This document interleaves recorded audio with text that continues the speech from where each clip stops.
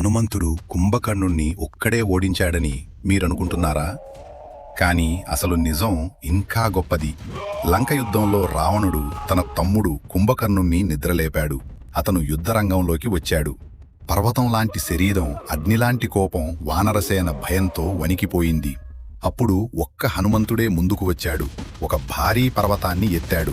కుంభకర్ణుడిపై విసిరాడు. ఆ దెబ్బకు కుంభకర్ణుడు తడబడిపోయాడు. లంక దద్దరిల్లింది. కాని అతను సాధారణ రాక్షసుడు కాదు. తన శూలాన్ని ఎత్తాడు, హనుమంతుడిపై విసిరాడు. భారీ ఢీ, యుద్ధరంగం దద్దరిల్లింది. అయినా హనుమంతుడు వెనక్కి తగ్గలేదు. తన సేనను రక్షించాడు. ధైర్యం నింపాడు. చివరికి రంగంలోకి దిగింది ధర్మమే. శ్రీరాముడు అస్త్రాల వర్షం. ధర్మశక్తి కుంభకర్ణుడి చేతులు నరికబడ్డాయి. శరీరం బలహీనపడింది. చివరికి ఒక మహా అస్త్రంతో శ్రీరాముడు కుంభకర్ణుడి అహంకారాన్ని భూమిపై పడేశాడు. ఈ కథ ఒక విషయం చెబుతుంది. హనుమంతుడు ధైర్యానికి రూపం, రాముడు ధర్మానికి శక్తి.